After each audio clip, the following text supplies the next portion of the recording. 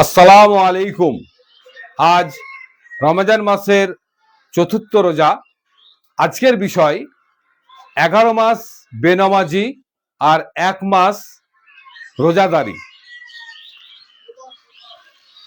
এই বিষয়টি আপনাদের সম্মুখে আমি খুব সংক্ষেপে আলোচনা করতে চাইছি। এক্ষেত্রে আল্লাহ তাআলা বলছেন ফাওয়াইলুল লিল মুসাল্লিন, অতএব দুর্ভোগ ওই নমাজিদের জন্যে। দুর্ভোগ বলতে গভীর উপত্যকা অর্থাৎ অয়েল জাহান্নাম, এক ভয়ঙ্কর জাহান্নামের কথা বলা হচ্ছে ওই সব নমাজিদের জন্য, কোন নমাজিদের জন্য সেটা স্পষ্ট করে আল্লাহ তাআলা আরো বলছেন আল্লাযীনা হুম আন সলাতিহিম সাহুন, যারা নিজের নমাজে গাফলতি করে।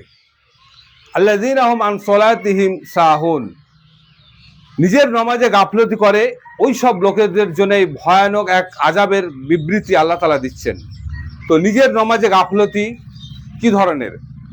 এই রমজান মাসে আমরা রোজা রাখছি, অনেকেই কি করে যে রোজা রাখছে বটে কিন্তু 5 ওয়াক্তের নমাজ, সেই নমাজটা সে পড়ে না, হয়তো কোনো এক ওয়াক্ত পড়ে, বাকি ওয়াক্তগুলো পড়ে না।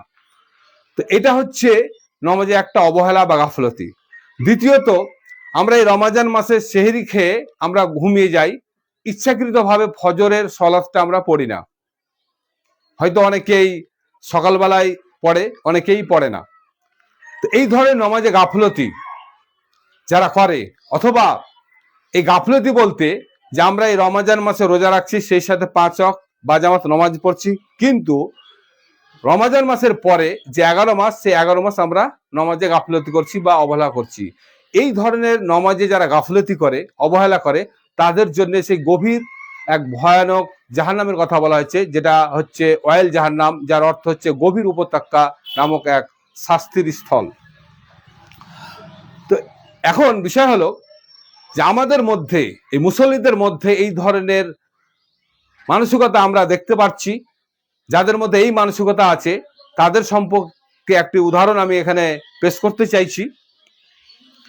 যে একজন বক্তা তার শ্রোতাদের উদ্দেশ্যে বলছে যে বর্তমানে যারা মুসল্লি বা আলেম, তারা আল্লাহর নবী সাল্লাল্লাহু সাল্লামের সুন্নাত, মাথায় পাগড়ি দেওয়া বা টুপি দেওয়া, এটা ছেড়ে দিয়েছে।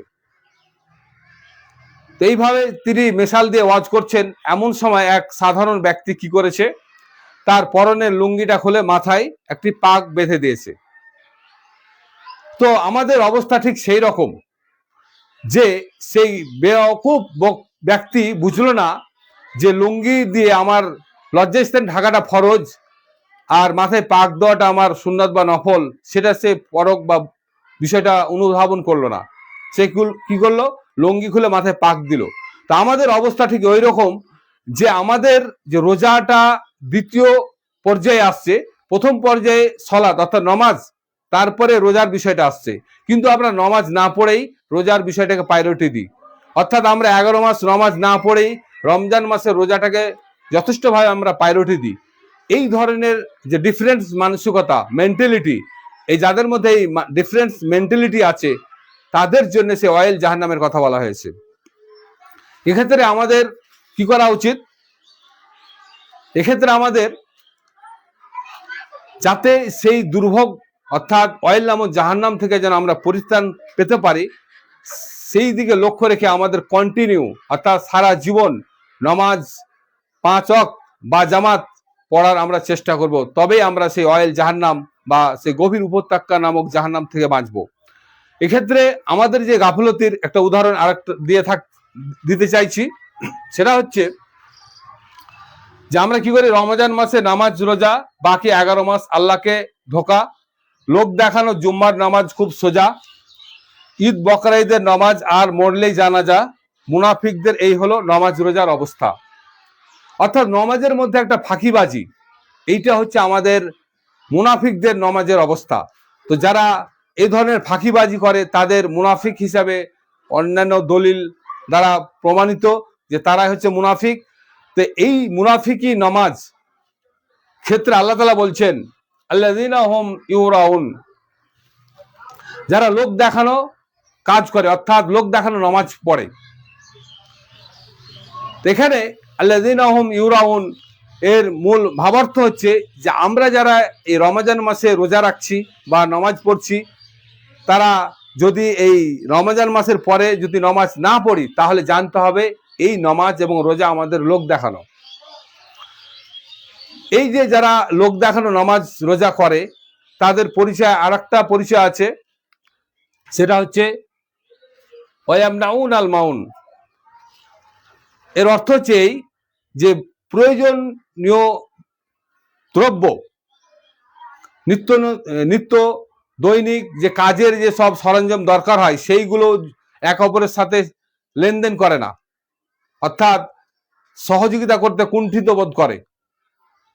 তাহলে আমরা এখানে বুঝলাম যে যারা লোক দেখানো নামাজ পড়ে বা মুনাফিকি আচরণে চলে, তাদের একটা অন্যতম বৈশিষ্ট্য যে বাড়ির প্রয়োজনীয় কাজের জিনিসগুলো দিতে নিতে সে কুণ্ঠিত বোধ করে, আপত্তি করে।